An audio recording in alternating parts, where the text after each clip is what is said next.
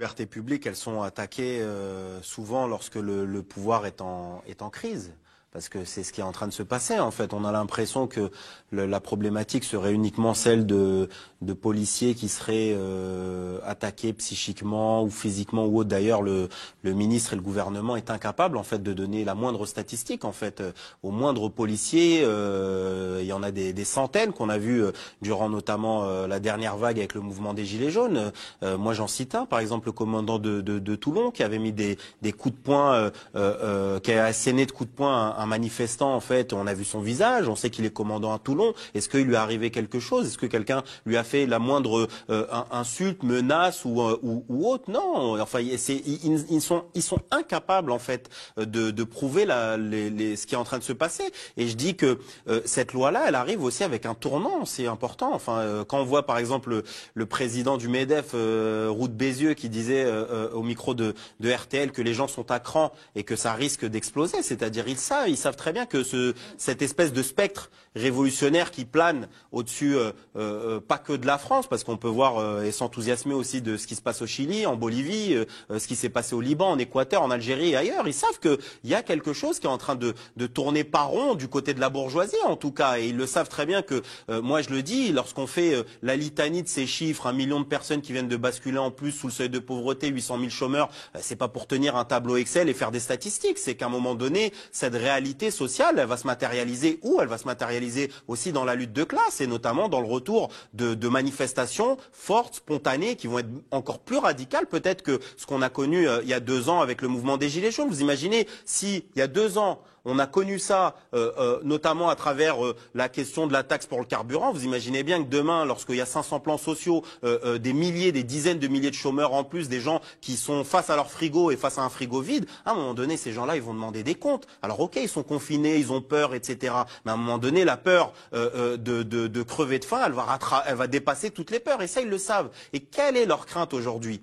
Leur crainte, c'est notamment pour les syndicats de policiers, c'est-à-dire que si nous, on doit maintenir demain l'ordre, quel ordre? Quel ordre? C'est l'ordre bourgeois, c'est pas l'ordre des pauvres sur les plus riches. C'est un ordre. Moi, je le dis et je le répète, l'institution policière est une institution coercitive au service d'un État. Et cet État-là, c'est un État bourgeois, purement en fait. C'est pour ça qu'on voit. Moi, je suis cheminot.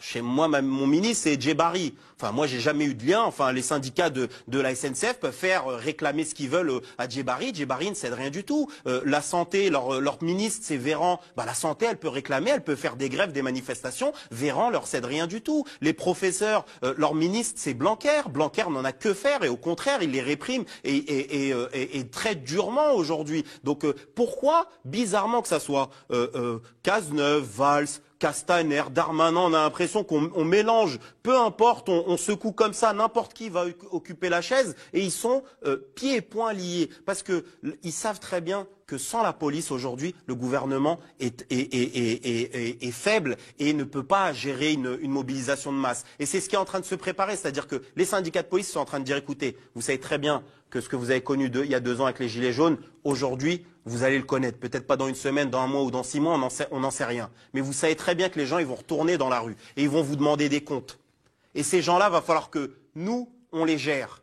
Et que nous, on en a marre aussi d'être filmés, en fait, lorsque on va éborgner un Jérôme Rodriguez, lorsqu'on va matraquer des gens. Et ça, ils le savent très bien, en fait. Lorsque vous ne répondez pas socialement, en fait, à toutes les revendications des gens, lorsque vous n'avez aucune réponse sur le terrain économique, social et autres, et que votre seule réponse, c'est celle de la matraque, en fait, ils sont obligés de céder à la police. Et c'est pour ça, je le dis et je le répète, cette loi de sécurité globale, ce n'est pas une loi contre la presse, là, avec deux lettres majuscules. Parce que Rutel Krief, Pascal Praud, qu'on vient d'entendre, n'en ont que faire des violences policières. Ça fait des années et des années qu'il y a des violences policières dans les manifestations et encore pire dans les quartiers populaires. Les gens, ils se sont rendus compte avec le mouvement des Gilets jaunes, ils se rendent compte aujourd'hui avec de plus en plus de journalistes indépendants qui couvrent beaucoup de violences policières de ce que c'est. En fait, imaginez les gens à Villiers-le-Bel à 2 heures du matin, ce qu'ils vivent dans les cages d'escalier quand il n'y a pas un Rémi Buzine ou Taha Bouafs ou Mathieu Nicolas, pardon, qui peut filmer. On se rend compte aujourd'hui du rôle de ces violences policières. Et moi, je le dis, cette loi de sécurité globale, elle ne vise pas la presse dans son ensemble, mais elle vise une certaine presse. Et moi, j'invite celles et ceux qui regardent ce soir, j'ai retweeté une vidéo qu'on a souvent tendance à oublier, c'est celle de cette journaliste à Montpellier que un policier cagoulé avec un pantalon militaire avait traité de connasse. Il lui avait dit de la LDH.